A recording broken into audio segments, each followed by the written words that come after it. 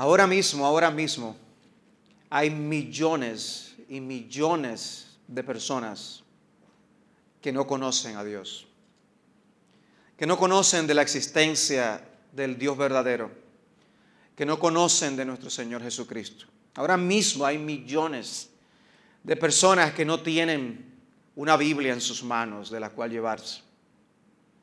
Y hay millones al mismo tiempo a quienes no les ha interesado el Cristo del que se les ha hablado.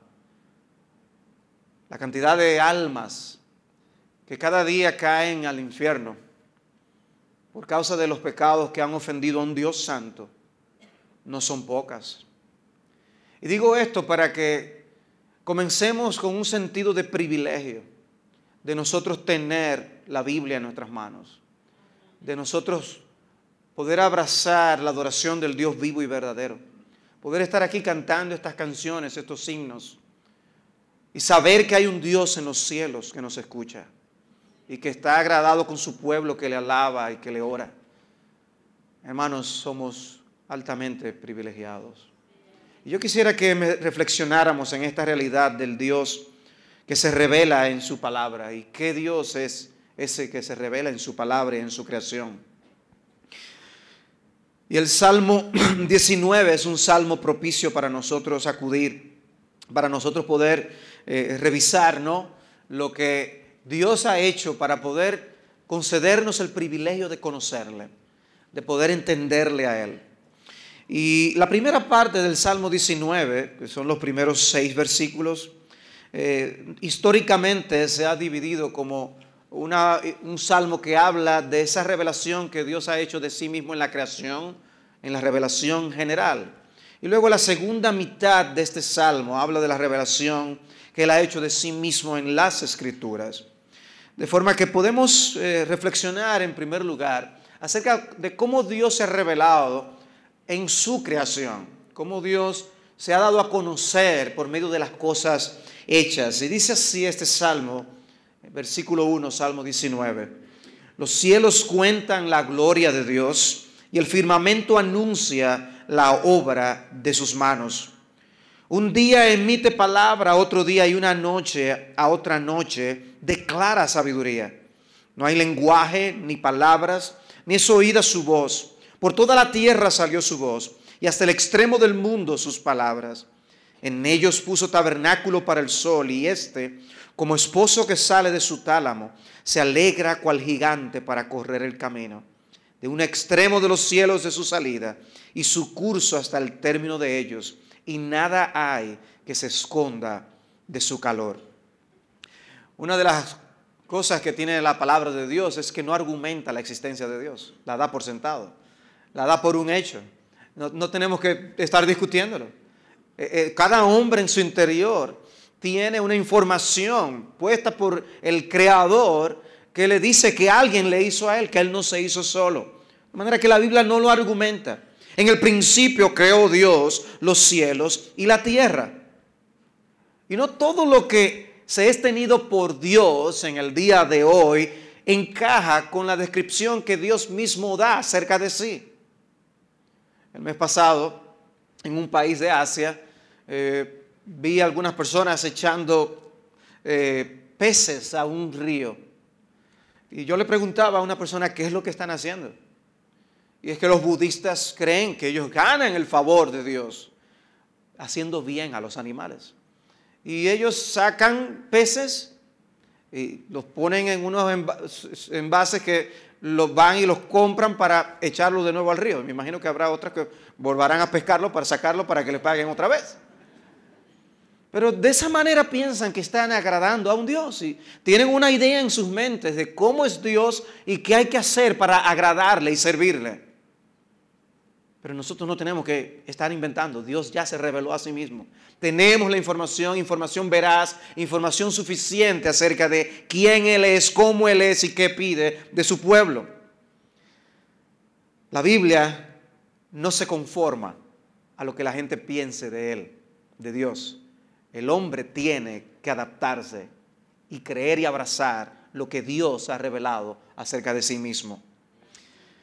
Es por eso que en el profeta Isaías, en el capítulo 43, El Señor dice, vosotros sois mis testigos y mi siervo que yo escogí para que me conozcáis y creáis y entendáis que yo mismo soy. Antes de mí no fue formado Dios, ni lo será después de mí. Yo Jehová, y fuera de mí no hay quien salve. El único Dios vivo y verdadero. Y luego dice, yo soy el primero, yo soy el postrero, y fuera de mí no hay Dios. Y se describe Dios a sí mismo allí en el capítulo también de 44 de Isaías de una forma impresionante. No hay Dios sino yo, no hay fuerte, no conozco ninguno, dice él. Qué ironía. Y luego dice en el capítulo siguiente, yo soy Jehová y ninguno más hay. No hay Dios fuera de mí. No busquen más. Ya lo tenemos.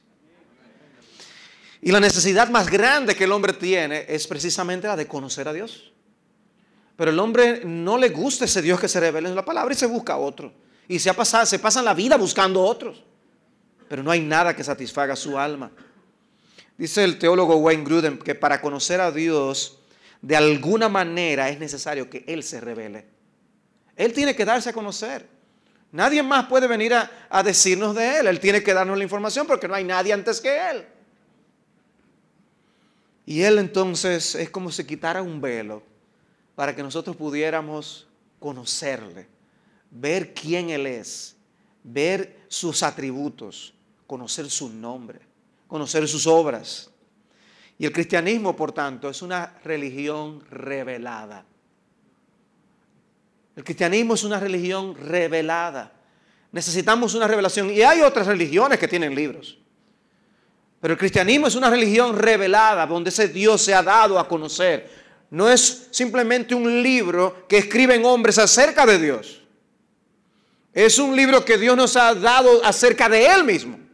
Es la palabra de Dios. Porque Dios, que mandó que de las tinieblas resplandeciese la luz, dice el apóstol Pablo, es el que resplandeció en nuestros corazones para iluminación del conocimiento de la gloria de Dios en la faz de Jesucristo. Para poder conocer a Dios, Él mismo tiene que abrirnos los ojos para poder verlo. Dice un autor que la creación es la autobiografía de Dios. Me encanta esa frase. La autobiografía de Dios, donde Él nos habla acerca de sí mismo. Obviamente, ahí no hay fecha de nacimiento. Nuestro Dios es eterno. Dice, cada día en el transcurso de la creación es una nueva página de la autorrevelación de Dios. Una página nueva cada día. Por eso debemos aprender a detenernos, a ver esa salida del sol, a poder ver ese insecto, a poder ver la flor. No llevar la vida tan rápido que no tengamos tiempo para contemplar a Dios en su creación. El Salmo 19 también en el versículo 8 destaca esa enseñanza. El Salmo 8. Oh Jehová, Señor nuestro, cuán glorioso es tu nombre en una parte de la tierra, en toda la tierra. No importa dónde miremos, vamos a ver algo de cuán glorioso es nuestro Dios. Cantábamos, ¿no?, de cuán grande es Él al contemplar los cielos y la tierra. Pero la verdad es que muchas veces contemplamos los cielos y la tierra y no le vemos a Él. Y no vemos su grandeza. No tenemos ojos, estamos demasiado centrados en nosotros mismos. Pero Él nos está hablando a viva voz. Yo estoy aquí y soy bueno. Mira todo lo que te he dado. ¿Y qué tal el Salmo 29 cuando nos dice que la voz de Dios se escucha en la creación? Voz de Jehová sobre las aguas, truena el Dios de la gloria.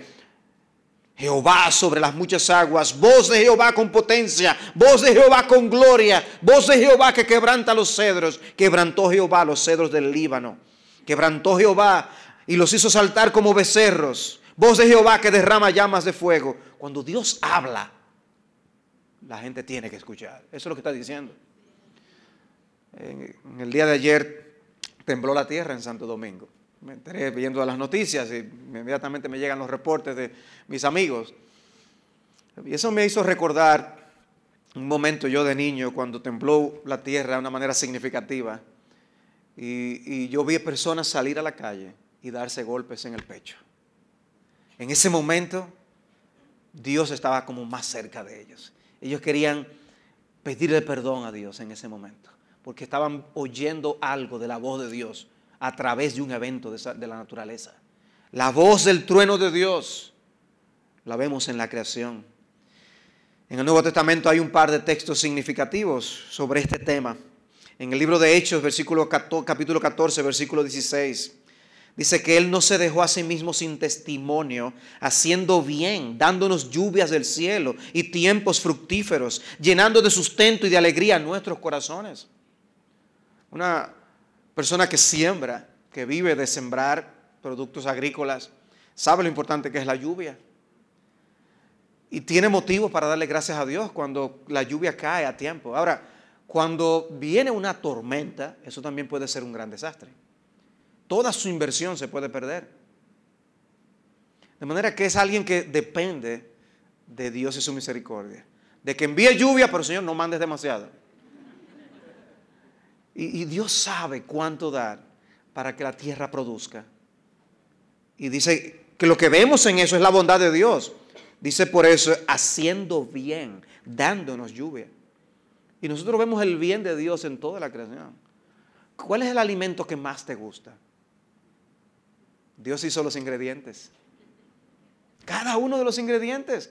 Y cuando tú ves a alguien desarrollando su imaginación en una cocina, y dice, y échale una pizca de esto y ahora una cucharada de aquello.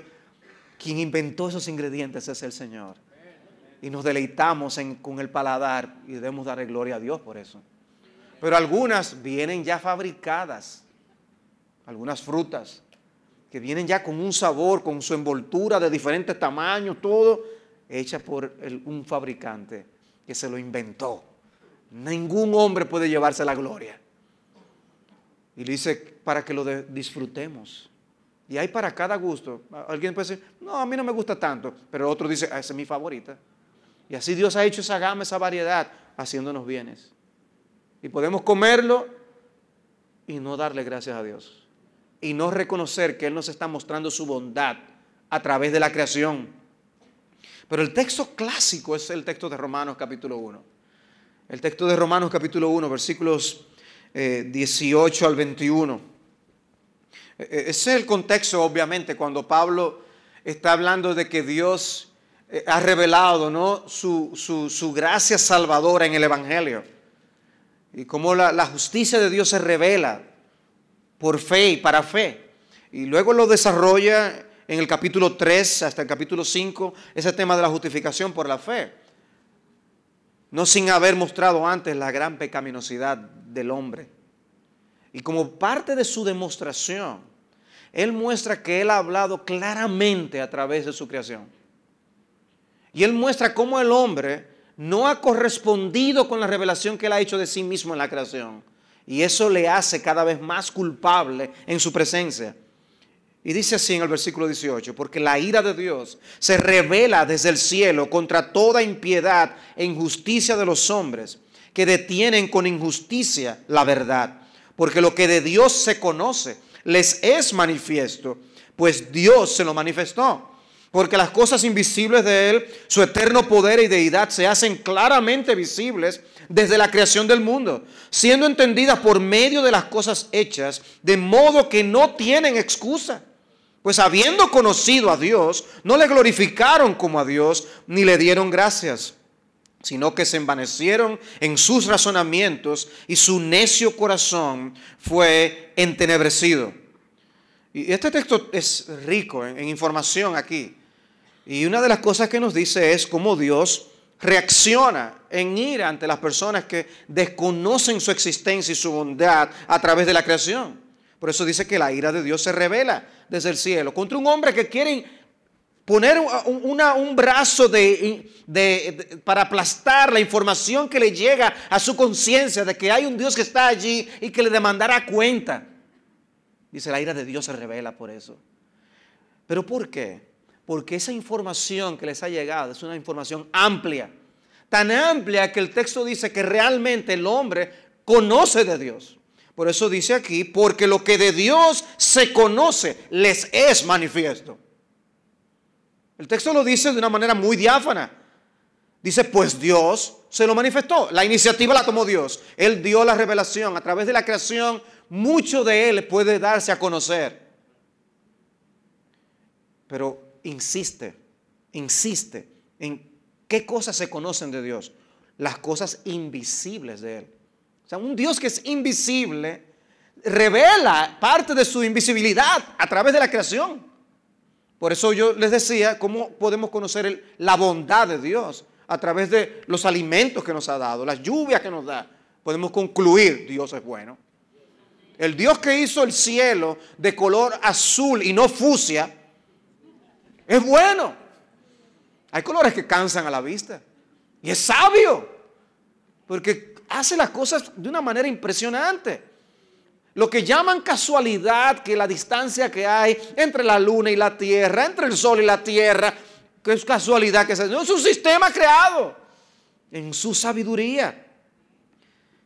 Dice, su eterno poder y deidad se hacen un poco visibles. Claro, dice, claramente visibles desde la creación del mundo, siendo que entendidas realmente por medio de las cosas hechas, de modo que por eso no tienen excusa. Nadie puede alegar falta de información. No es una información suficiente para mostrarnos la cruz, pero sí suficiente para mostrarnos al Creador. Dios se ha revelado a sí mismo y el hombre debe corresponder glorificándole y dándole gracias. Dice, pues habiendo conocido a Dios, no le glorificaron como a Dios, ni le dieron gracias, sino que se envanecieron en sus razonamientos. No, lo que pasa es que hay dan unos argumentos que ni ellos mismos saben lo que significan. Yo tenía un profesor que decía, cuando alguien viene y te dice, no, porque yo realmente tengo un problema intelectual con esto de la creación y de que Dios existe. Y el profesor decía, no, tu problema no es intelectual, tu problema es moral. ¿Cuál es el nombre de la mujer con la que tú estás saliendo? Porque sencillamente se quieren entregar a su vida de pecado y para justificarlo dicen, Dios no existe.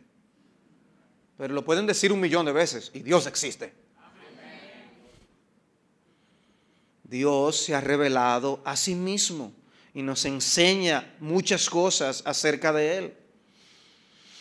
En cierta ocasión un ateo afirmó, yo no creo en Dios ni en nada parecido. Dios me es testigo. Eso se le brota del fondo del corazón, porque es lo que está en el corazón realmente. Pero dice la Escritura allí en mismo Romanos que cambiamos la verdad de Dios por la mentira, adorando las criaturas antes que al Creador. Dios se ha dado a conocer y preferimos no hacer caso a esa revelación. Cuando David escribió ese salmo, no existían los telescopios para ver más allá como nosotros podemos ver hoy. Esas increíbles fotos que el Hubble nos ha permitido ver de otras galaxias es algo sencillamente impresionante. David está reaccionando sencillamente al ver el espectáculo que a simple vista se puede ver con el sol, con la luna, con las estrellas. ¿Qué hubiera dicho David de haber visto las cosas que hoy nosotros podemos ver? La pregunta es si nosotros reaccionamos con el mismo asombro. La pregunta es si nosotros nos postramos ante la majestad y la grandeza de ese Dios.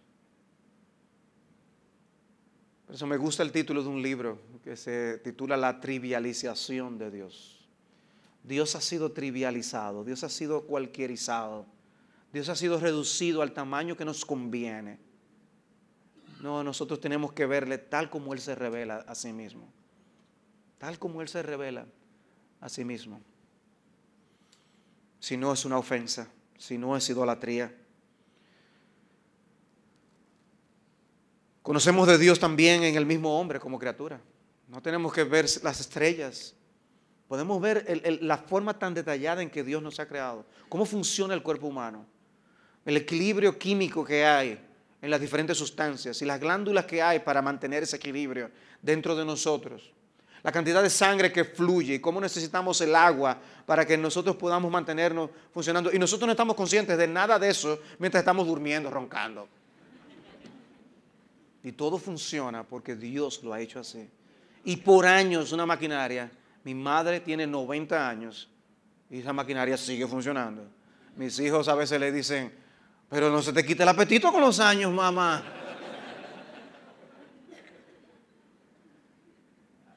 ¿100 años funcionando una máquina? Dios hizo esa máquina. Entonces, ni el ateísmo ni el agnosticismo son posiciones neutrales. Realmente son opiniones rebeldes, mantenidas contra la revelación que Dios ha hecho de sí mismo. Pero Dios se ha revelado sobre todo en su palabra. La revelación que ha hecho de sí mismo en la creación es maravillosa. Pero la revelación que Él ha hecho en su palabra es especial. La Biblia que tenemos en nuestras manos es la escritura de Dios, la revelación de Dios de una manera especial. Y a partir del versículo 7, David empieza a hablar de esa revelación allí en el Salmo 19, cuando dice, la ley de Jehová es perfecta, que convierte el alma. El testimonio de Jehová es fiel, que hace sabio al sencillo. Los mandamientos de Jehová son rectos, que alegran el corazón. El precepto de Jehová es puro, que alumbra los ojos. El temor de Jehová es limpio, que permanece para siempre. Los juicios de Jehová son verdad, todos justos. Deseables son más que el oro y más que mucho oro afinado, y dulces más que miel y que la que destila del panal. Si alguien publica un libro, se lo da a algunos editores para que le corrijan el libro y lo revisen, lo mejoren. Y hay muchos autores, siendo honestos, al final, cuando lo publican, reconocen, damos gracias a tal persona, tal persona. Sin ellos este libro no hubiera sido lo que es. Bueno, nosotros tenemos un libro en nuestras manos que no necesitaba la edición de los hombres. En ese sentido, dice que la ley de Jehová es perfecta. Lo que Dios nos ha dado, no hay que empezar a ver, bueno, quita esa parte, eso no es necesario. Añade esta otra, explica esto mejor. No, lo que Dios nos ha dejado allí es lo que necesitamos escuchar. Y el salmista pues dice que esa ley es de Jehová, por eso es que es tan perfecta. Y expone virtudes y características de las Escrituras allí. Toda esa perfecta, fiel, recta, pura, limpia, verdad. Una palabra eficaz, pues convierte el alma, hace el sabio al sencillo, alegra el corazón, alumbra los ojos. Eso hace la palabra de Dios con nosotros. ¿Y por qué no la leemos más? No, nosotros también buscamos la manera de justificarnos a nosotros mismos. Ya la conocemos, no la necesito. Y terminamos haciéndole el juego al diablo. Pero nadie puede conocer a Dios, decíamos, sin su revelación. La Biblia no enseña que Dios es descubierto por los hombres. Él se revela a sí mismo. Él se revela a sí mismo. Todas las cosas me fueron entregadas por mi Padre, dice el Señor en Mateo 11:27. Y nadie conoce al Hijo sino el Padre, ni al Padre conoce a alguno sino el Hijo, y aquel a quien el Hijo lo quiera revelar. Y la vida eterna entonces es conocer a Dios, Juan 17, versículo 3. Ese conocimiento que adquirimos a través de la revelación natural es maravilloso, sorprendente, nos mueve a adorar, pero no es suficiente. Necesitamos más información para conocerle a Él. Y por eso necesitamos ese mensaje del Evangelio de que Pablo habla en Romanos capítulo 10. Mas ¿qué dice? Cerca de ti está la palabra en tu boca y en tu corazón. Esta es la palabra de fe que predicamos. Que si confesares con tu boca que Jesús es el Señor y creyeres en tu corazón que Dios le levantó de los muertos, serás salvo. Yo no veo eso en un amanecer. Yo no veo eso en un mar hermoso. Yo veo eso en las Escrituras. ¿Cómo pues invocarán a aquel en el cual no han creído? ¿Y cómo creerán en aquel de quien no han oído? ¿Y cómo irán sin haber quien les predique? ¿Y cómo predicarán si no fueren enviados? Necesitan escuchar la palabra de Dios. Así que la fe es por el oír y el oír por la palabra de Dios.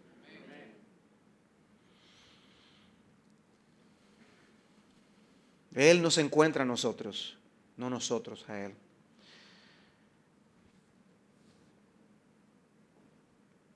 Dios ha hablado de diversas maneras. Dios habló de una forma progresiva. Dios habló muchas veces y de diversas maneras, como dice Hebreos capítulo 1. Y ha sido una información acumulativa que Dios ha dado al hombre. Muchas de esas revelaciones no se encontraron ahora, no las tenemos aquí en nuestras Biblias. Ves cosas que Dios les dijo a algunas personas a quienes Él se reveló. Pero las que Él ha querido que nosotros tengamos, nos las dejó escritas en su palabra. Para que le conozcamos a Él. Hubo mensajes audibles, como el caso cuando se presentó donde Moisés y le dijo: yo soy el que soy. Y así dirás a los hijos de Israel: yo soy, me envió a vosotros. ¿Quién te envió? Yo soy. Algo suena extraño, ¿verdad? Habló todavía Dios a Moisés y le dijo: yo soy Jehová. Y aparecía a Abraham, a Isaac y a Jacob como Dios omnipotente. Mas en mi nombre Jehová no me di a conocer a ellos. Dice, yo me aparecía a ellos, a los patriarcas. Pero con ese nombre, ahora es a ti que te estoy dando ese privilegio, Moisés. Y nosotros tenemos los privilegios de lo que Dios le dio a los patriarcas, a Moisés y todo lo demás. ¿Y estamos usando la Biblia como debemos? Es bueno preguntárnoslo. Y ese Dios que se revela entonces en las Escrituras es un Dios personal. Habla de un Dios que se ofende, habla de un Dios que se complace, un Dios que es agradado, que hace bien. Es un Dios personal que tiene una relación personal con otros.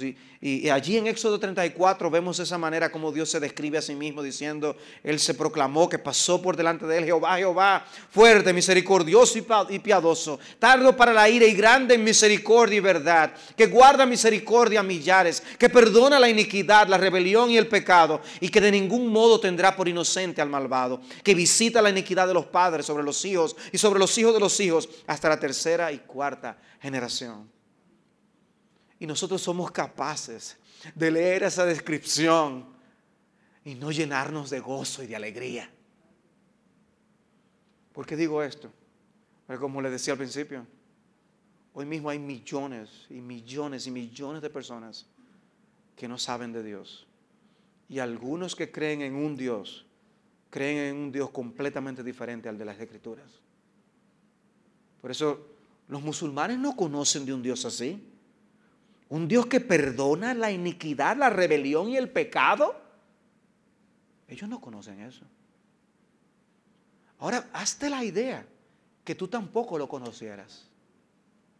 Hazte la idea que Dios no hubiera dado esa información acerca de Él. Tú y yo estaríamos sumidos en una depresión posiblemente, porque nuestros problemas no tendrían solución. No podríamos acudir a un Dios que realmente perdonara nuestros pecados y nuestras maldades. Y nos sentiríamos culpables porque de alguna manera hemos ofendido. Es por eso que los religiosos se pasan la vida entera haciendo cosas para agradar a su Dios. Cuando nosotros tenemos al Hijo de Dios que fue enviado precisamente para satisfacer la justicia de ese Dios perfecto. Y por eso Él perdona nuestros pecados. Todos y cada uno de ellos. Ahora están reaccionando. Pero es algo glorioso. Dios se describe a sí mismo. Pero aún nos familiarizamos con la información que nos da de sí mismo. Y dejamos a veces de maravillarnos ante la grandeza de nuestro Dios. Por eso cuando cantamos de ese Dios que se revela en la creación, que se revela en la salvación, yo tengo que clamar con emoción cuán grande es Él. Cuán grande es Él. Esa es la reacción correcta. A Dios nadie le vio jamás. El unigénito Hijo que está en el seno del Padre, Él le ha dado a conocer. Juan 1:18. Cristo es la revelación más grande de Dios. Perfecta. Y la que precisamente necesitamos. Él es la vida. Cuando uno lee Primera de Juan, uno ve lo que el apóstol Juan habla de Jesús, le llama la vida. Él es la vida. Y nosotros tenemos la vida en nosotros. Una vida que es vida eterna. Por eso el conocerle a Él es la vida eterna. De manera, hermanos, que nosotros tenemos a un Dios que se ha revelado a sí mismo. Se ha revelado en su creación, se ha revelado en su palabra. Y nosotros por eso somos un pueblo privilegiado. Ahora, ¿cómo debemos nosotros responder a un Dios que se ha revelado así? Bueno, el Salmo termina con estas palabras en el Salmo 19, versículo 11. Tu siervo es además amonestado con ellos. En guardarlos hay grande galardón. ¿Quién podrá entender sus propios errores? Líbrame de los que me son ocultos. Preserva también a tu siervo de las soberbias, que no se enseñoreen de mí. Entonces seré íntegro y estaré limpio de gran rebelión. Sean gratos los dichos de mi boca y la meditación de mi corazón delante de ti, oh Jehová, roca mía y redentor mío. El salmista responde a esta revelación que él tiene, el privilegio de conocer a Dios en la creación y en la escritura. Él dice, Señor, yo quiero ser impactado por lo que tú dices de ti. Y yo quiero ser amonestado por esas cosas. Porque yo quiero mejorar delante de ti. Yo quiero agradarte, Señor. Yo quiero entender mis errores. Y para poder entender nuestros errores necesitamos la palabra de Dios. Que nos diga, esto no es así, esto es de otra manera, tu motivación aquí no fue digna. La palabra es lo único que puede darnos esa información por medio del Espíritu de Dios. Preserva a tus siervos de las soberbias. ¿Cómo? A través de la misma palabra también. Dice, seré íntegro entonces, limpio de gran rebelión. Y pide, sean gratos los dichos de mi boca y la meditación de mi corazón. Como el salmista está diciendo, hay un estilo de vida que corresponde a aquel que ha abrazado la revelación que tú has dado de ti mismo.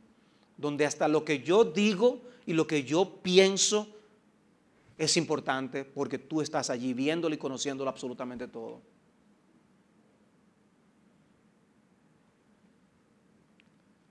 Nos afecta así la palabra de Dios. Respondemos así, somos sensibles a la revelación que Él ha dado de sí mismo. El hecho de que Dios se haya dado a conocer tiene implicaciones. No podemos ignorar la información. La información está ahí. Y así como leíamos en Romanos capítulo 1, que Dios derrama su ira porque ellos no le glorificaron como a Dios ni le dieron gracias. Dios observa nuestra conducta. Por eso el salmista dice, sean gratos los dichos de mi boca. Nuestra manera de hablar debe ser transformada por la revelación que Dios ha dado de sí mismo en la Escritura. Lo que decimos y cómo lo decimos. El contenido y el tono dominado por lo que nosotros encontramos en la palabra de Dios.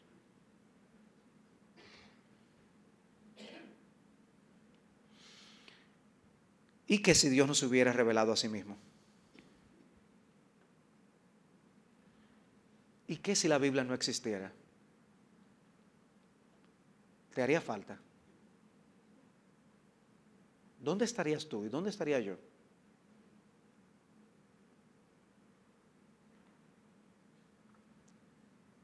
John Piper hace un tiempo escribió algo que en estos días ha vuelto a salir en la red. Escribió un artículo que llamó la atención inmediatamente a todos, porque se titulaba La mañana en que escuché la voz de Dios.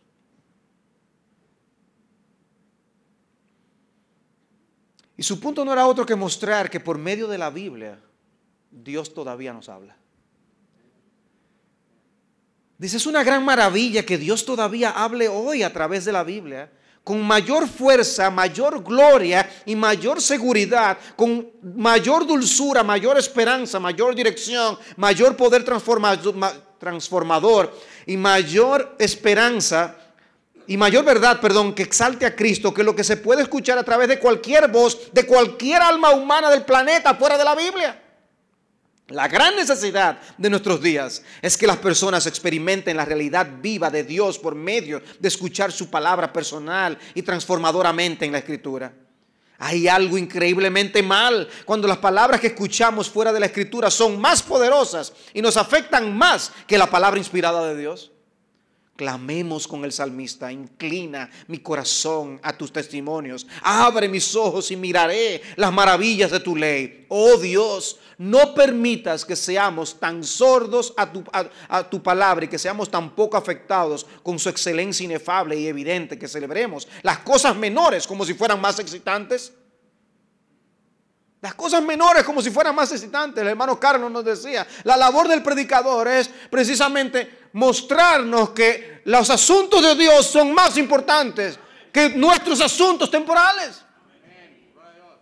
Y es acercarnos a Dios que nos muestra esto. Cuando vemos a ese Dios que no solamente es grande por la creación, mostrando su bondad y su poder y su sabiduría, sino que también muestra su amor en Cristo Jesús cuando envió a su Hijo para que todo aquel que en Él cree no se pierda, mas tenga vida eterna. Eso debe llevarnos a postrarnos en nuestros corazones ante un Dios así y adorarle. Que Dios quiera ser amigos nuestros. Amigos. Qué especiales son los amigos, qué útiles. Cuando nos levantan, cuando caemos. Nos sostienen, nos entienden. Y Dios dice: yo quiero ser tu amigo. Y Él nos habla. Se supone que los amigos tienen que responder. Debemos escuchar. No hay momentos así donde lo único que queremos es que nos oigan. Y Dios nos ha hablado y nosotros le hablamos a Él. Y hay una relación personal.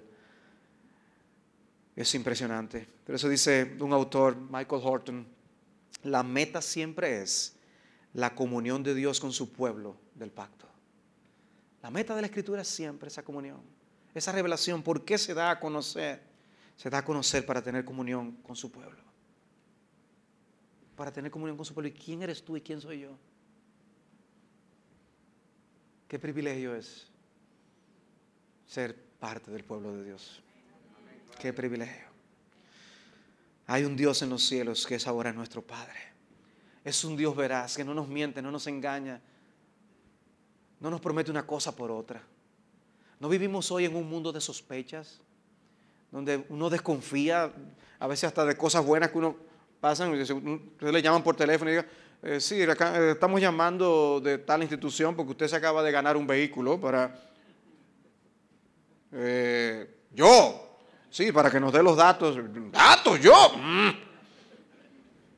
De verdad, a veces hay personas que se han ganado en un concurso o algo y las personas no lo creen y no quieren dar su información porque hay sospechas. Pero cuando Dios habla, todo es veraz. Sea Dios veraz y todo hombre mentiroso. Cuando Él habla del matrimonio, Él habla con verdad. No tenemos que creerles a los que andan por allí inventando informaciones acerca de qué es el hombre y qué es la mujer. Inventan tanto ahora con estas cosas del matrimonio homosexual, ¿no? Pero cuando quieren mostrar una escena en un comercial romántico, ponen a un hombre y a una mujer.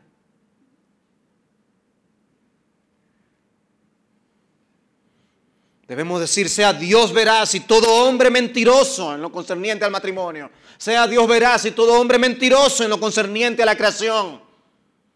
Sea Dios veraz y todo hombre mentiroso en lo concerniente al aborto.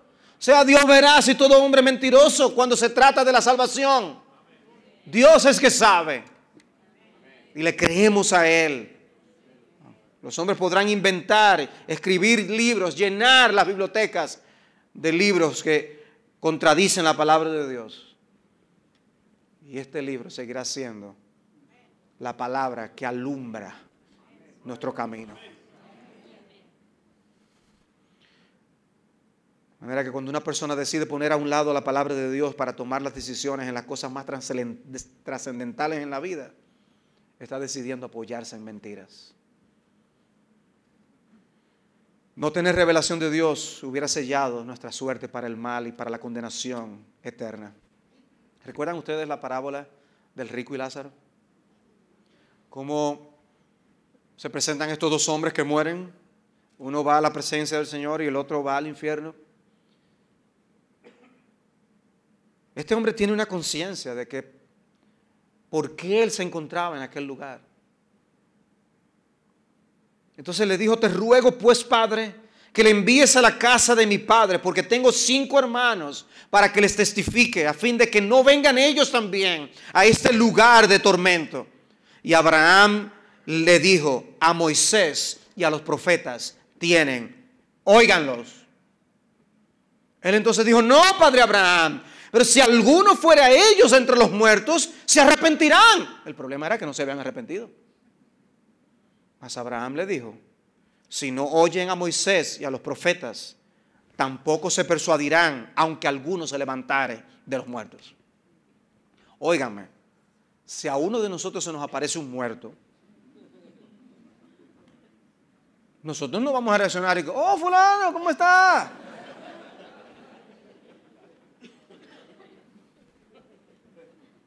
Eso no es cualquier cosa, sería algo increíble. Dice: mira, ni que se levante un muerto se van a arrepentir. ¿Saben qué es lo único que lo puede hacer? La palabra de Dios. Sin embargo, tú y yo nos avergonzamos de las palabras de Cristo y no compartimos el evangelio del Señor. Precisamente lo que necesitan, y callamos. Hoy es día de anuncio, de compartir, y nos comportamos como los leprosos aquellos que encontraron todos los desechos de los asirios y ellos se dieron cuenta que al comer ellos solos estaban haciendo un gran mal. Y nosotros tenemos la verdad de Dios. ¿Dónde podemos encontrar la necesidad de arrepentirnos del pecado? ¿Dónde puede el pecador entender que tiene que pedirle perdón a Dios? Señor, perdóname por mis pecados. ¿Dónde podemos aprender que Dios es santo? ¿Dónde podemos aprender que Él aborrece y abomina el pecado? ¿Dónde podemos entender que hay consecuencias eternas por menospreciar a Dios? En las Escrituras. Son las Escrituras que nos mostrarán que hemos ofendido a Dios. Las Escrituras nos mostrarán que tenemos ojos pecaminosos, que tenemos una boca pecaminosa, manos pecaminosas, pies pecaminosos. La Escritura nos va a mostrar ciertamente que nosotros no nos merecemos a Dios ni el cielo. Entonces Dios, en su misericordia, envía su Espíritu que nos hace conscientes de estas cosas. Y Él nos regala la fe y el arrepentimiento para decirle: Señor, perdóname. Perdóname, yo he pecado contra ti, contra el cielo y contra ti. Y nos da la fe para abrazar a Jesús, el que derramó su sangre precisamente para que nosotros tengamos el perdón de nuestros pecados. No importa que tan negros hayan sido nuestros pecados, esa misma Escritura que nos muestra el pecado, nos muestra la gloria de Dios en el Evangelio. Dios se manifiesta glorioso en la Escritura. ¡Qué Dios! ¡Qué Dios se revela en las Escrituras!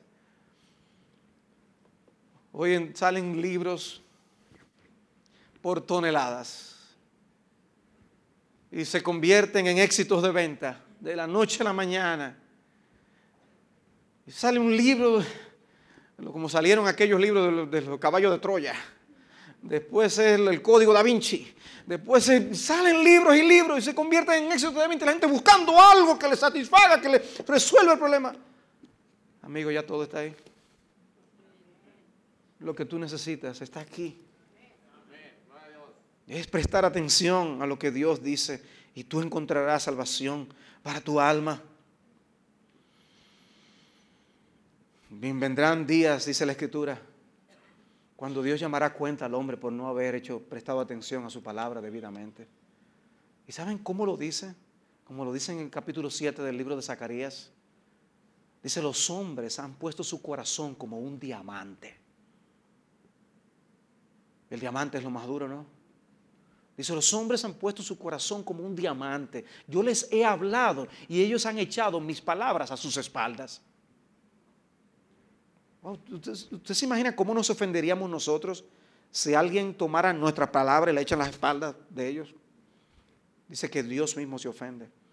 Y dice: pues lo que yo voy a hacer es que así como yo clamé y ellos no me oyeron, ellos van a clamar a mí y yo no les voy a oír. ¿Qué texto más fuerte? Léanlo. Léanlo esta noche si quieren, cuando tengan su tranquilidad en su habitación. Zacarías capítulo 7. Es un texto impactante. Dios toma en serio cuando las personas no le prestan atención a su palabra. Dios no juega con su palabra. La pregunta es si nosotros estamos jugando con ella, o si le estamos prestando la debida atención y reaccionando y guiando nuestras vidas personales, nuestras vidas laborales, nuestras vidas matrimoniales, nuestras vidas como padres, nuestras vidas de iglesia, según la palabra de Dios. Por eso yo les decía, millones de personas no conocen a Dios. Millones de personas no tienen palabra de Dios. Por eso hoy en día hay muchos siervos de Cristo afanados tratando de traducir la Biblia por primera vez, un pedazo del Nuevo Testamento para alguna tribu en algún lugar donde no tienen escritura. Y tú y yo, ¿qué uso le estamos dando a la palabra de Dios? Si oyereis hoy su voz, no endurezcáis vuestros corazones. Si oyereis hoy su voz, no endurezcáis vuestros corazones. Mi primer contacto con la literatura puritana me llevó a leer de una anécdota que quiero repetir aquí. Esa es una anécdota que la vivió el puritano Thomas Goodwin. Dice que él fue a oír el puritano a John Rogers. Dice que había un dicho entre los creyentes de esa época que decían que cuando ellos querían poner su corazón en llamas, ellos iban a oírlo a él. Ellos fueron a oír a John Rogers. Era un predicador que se entregaba en la predicación y se olvidaba de sí mismo en el púlpito. Y su congregación nunca olvidó una ocasión cuando él imitó los clamores del infierno ante las personas. O sea, ese es el tipo de predicador de que yo estoy hablando. Y dice que Thomas Goodwin estaba allí escuchándole y estaba hablando de las Escrituras. Y en un punto del sermón, él estaba amonestando a los oyentes por descuidar la lectura de las Escrituras y la obediencia a las Escrituras. Y de repente él personifica a Dios y empieza a hablar como si él fuera Dios. Y él les dice, yo les he confiado mi Biblia por tanto tiempo y veo que la han menospreciado. Se encuentra en esta y en aquella casa toda cubierta de polvo y telaraña. Ni siquiera se toman la molestia de mirarla. Así es que van a usar mi Biblia, pues no la tendrán más. Y dice que él entonces hace como que se la lleva. Y en ese momento entonces él cae de rodillas. Imagínenselo en el púlpito. Cae de rodillas y con lágrimas ruega con fervor, Señor, haz lo que quieras, pero no nos quites tu Biblia. Mata a nuestros hijos, quema nuestras casas, destruye nuestros bienes, pero déjanos tu Biblia. Solo te pedimos, no nos quites tu Biblia. Y él vuelve otra vez y personifica a Dios. Y si ustedes están diciendo eso de corazón, pues lo voy a poner a prueba un poco más de tiempo. Aquí está mi Biblia de nuevo. Voy a observar cómo la usan, si la aman más, si la valoran más, si la guardan y la practican más, y si viven más conforme a ella. Dice que Goodwin, cuando terminó el mensaje, se quedó abrazado de su caballo por un buen tiempo porque no se podía subir. Pero tú te imaginas la escena de que Dios nos quitara su palabra. En verdad te haría falta. En verdad tú le suplicarías, Señor, por favor, quema nuestras casas. Mata a nuestros hijos. En verdad, amamos tanto la palabra de Dios. ¿Estás tú leyendo la Biblia? Y la estás leyendo para cambiar. Estás leyendo para comunión con Dios, para acercarte a Dios, para conocerle a Él y para conocerte a ti delante de Él. Por lo cual, desechando toda inmundicia y abundancia de malicia, dice Santiago, recibid con mansedumbre la palabra implantada, la cual puede salvar vuestras almas. Qué privilegio tenemos de tener en nuestras manos la palabra de Dios. Imagínense que yo hubiera convocado una reunión como esta. Vengan, que yo les tengo la sorpresa de vuestras vidas. Vengan, estoy haciendo un llamado. Esto va a ser increíble. No les voy a decir, yo voy a esperar que ustedes vengan. Y luego todos ustedes están aquí. Les digo, señores, Dios nos ha entregado su libro. Dios nos ha dejado su palabra.